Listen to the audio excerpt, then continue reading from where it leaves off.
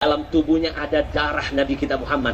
Dalam kitab As-Sawa'iq, saya mau meneteskan air mata. Ada sebuah hadis Nabi pernah bersabda, siapa yang berbuat baik kepada anak cucuku, lalu anak cucuku belum mampu membalas kebaikannya di dunia, maka izinkan aku, kakeknya, akan menanti dia di hari kiamat. Aku yang akan membalas kebaikannya. Takbir.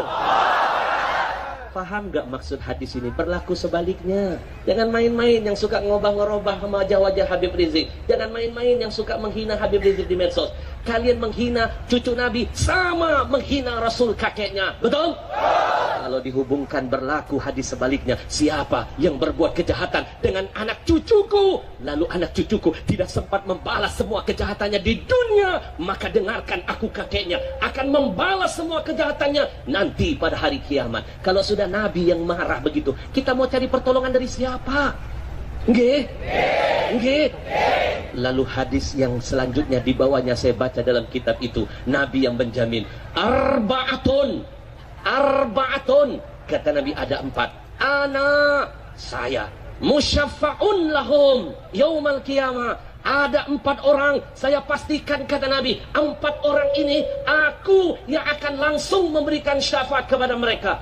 Ternyata 4 orang itu ranking pertama adalah al-mukrim li dzurriyyati. Kata Nabi, orang yang pandai memuliakan keturunanku. Lalu bagaimana nasib orang yang menghina para habaib, yang gak ngakuin habaib, mimpi dapat syafaat dari kakeknya, mimpi. Assalamualaikum warahmatullahi wabarakatuh. Bapak Ibu hadirin pemuda-pemudi sebangsa setanah air, ini namanya Yaman rasa majikan. Kami itu adalah majikan kalian. Kami itu adalah majikan kalian. Kami itu adalah majikan kalian. Sejak kapan di Indonesia ada majikan? Berarti kalau ente majikan, kita ini budak dong. Enak saja. Bangsa ini sudah merdeka, Bung. Sudah satu tanah air, satu bangsa, satu bahasa. Sudah setara, tidak ada perbedaan. Sudah tidak perlu ungkit-ungkit masalah perbedaan suku. Sudah tidak perlu mengungkit-ungkit masalah perbedaan agama.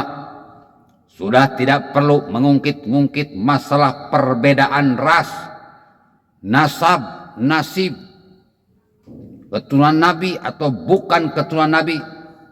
Sudah tidak perlu mengungkit-ungkit perbedaan kelompok. Kita sudah sama, sederajat.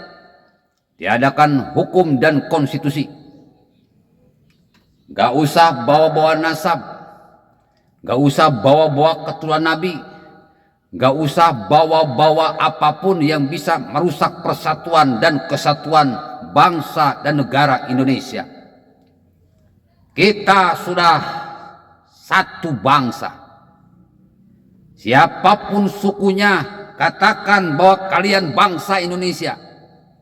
Siapapun agamanya, katakan bahwa kalian bangsa Indonesia. Mau keturunan Nabi atau bukan, katakan kalian adalah bangsa Indonesia. Kelompok manapun, katakanlah kalian bangsa Indonesia. Kalau tidak mau mengatakan dirinya bangsa Indonesia, silakan minggat dari Indonesia. Yang merasa dirinya majikan, di Indonesia tidak ada majikan. Kedaulatan ada di tangan rakyat, bukan kedaulatan ada di tangan majikan. Yang merasa jadi majikan di Indonesia, silakan minggat dari Indonesia. Yang menganggap bahwa nasab keturunan Nabi adalah keturunan paling mulia, nasab paling mulia, ingat, tidak berlaku di Indonesia semua itu. Karena kami bangsa yang merdeka, kami adalah satu bangsa. Silahkan kalian minggat di Indonesia kalau merasa paling tinggi nasabnya di bumi Indonesia. Karena di Indonesia tidak mengenal itu semua. Silahkan kalian minggat dari Indonesia.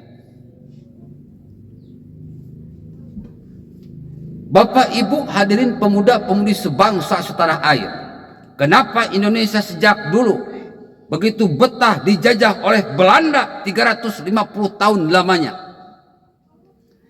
Itu karena negara Indonesia punya 3 faktor yang membuat betah untuk dijajah oleh Indonesia, oleh Belanda. 1, rakyatnya bodoh. 2, rakyatnya mau dibodohi. 3, rakyatnya suka dibikin bodoh. Ya, Bu. Bapak-bapak hadirin pemuda-pemudi sebangsa setanah air dimanapun kalian berada, disebut budak, mereka mau. Ini bodoh.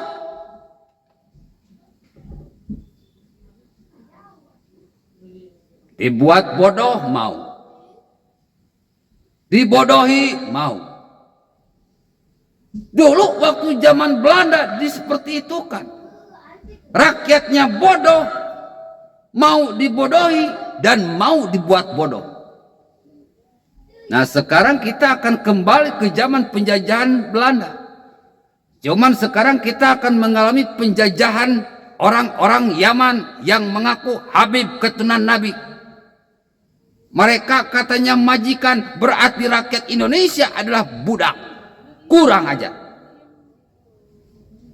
Saatnya kita melawan budak, majikan-majikan Yaman yang pengen jadi majikan di Indonesia, padahal hidupnya numpang di Indonesia. Majikan apaan? Emang lu punya apa sampai berani mengatakan lu adalah majikan gue?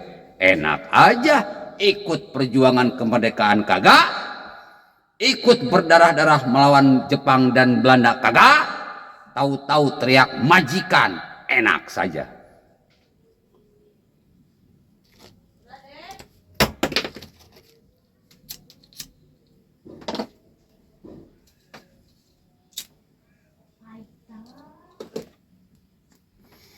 Bapak Ibu hadirin pemuda-pemudi sebangsa setanah air, pencucian otak umat Islam yang bodoh, yang mau dibodohi, yang mau dibuat bodoh terjadi di video barusan.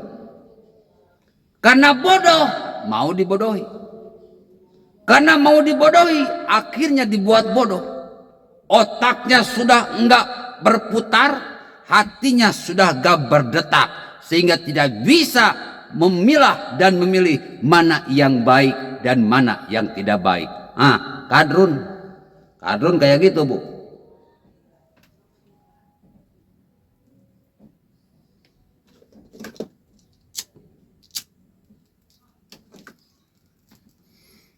Dibodohi oleh yang ngaku Habib, dibodohi oleh yang ngaku keturunan Nabi, padahal belum tentu dia keturunan Nabi. Percaya aja, itulah umat Islam golongan kadrun.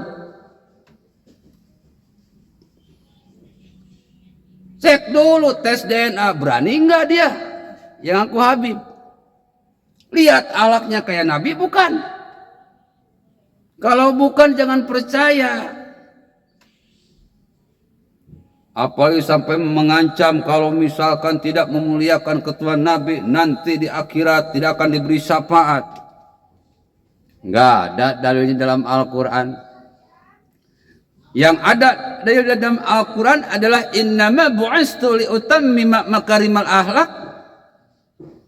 Allah tidak memuliakan seseorang baik keturunan Nabi maupun bukan kecuali ketakwaannya. Titik. Allah tidak akan memuliakan keturunan Nabi kalau tidak bertakwa. Siapa buktinya? Abu Jahal bukan dimuliakan, malah dilaknat oleh Allah Subhanahu wa taala. Abu Lahab keturunan Nabi, paman Nabi, tidak dimuliakan oleh Allah, malah dilaknat oleh Allah Subhanahu wa taala. Kalau Allah aturan mainnya jelas, pokoknya yang dimuliakan, yang dimasukkan ke surga itu cuma orang-orang yang bertakwa. Yang tidak bertakwa, sorry, Allah kagak butuh.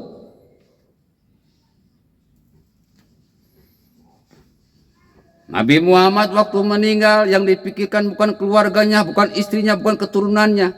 Siapa yang Nabi pikirkan? Ummati, ummati, ummati. Cuma umatku, umatku, umatku. Jadi nggak mungkin Nabi mengancam umatnya, nggak mungkin. Karena umatnya yang paling dicintai daripada keluarganya, anak-anaknya maupun keturunannya. Makanya di akhirat itu sampai terus bersujud Nabi Muhammad. Minta agar semua umat Nabi Muhammad ini baik yang berdosa maupun yang beriman mendapatkan syafaat. Semuanya, kagak tanggung-tanggung, semuanya. Mau tukang zina ke, mau tukang judi ke, mau pemabuk ke, mau tukang bunuh ke, pokoknya semuanya. Mau yang rajin sholat, rajin puasa, rajin haji, soleh lah pokoknya. Semuanya diberi syafaat. Tidak ada umat Nabi Muhammad yang tidak diberi syafaat. Jadi Ustadz barusan ngaco. Ngaco.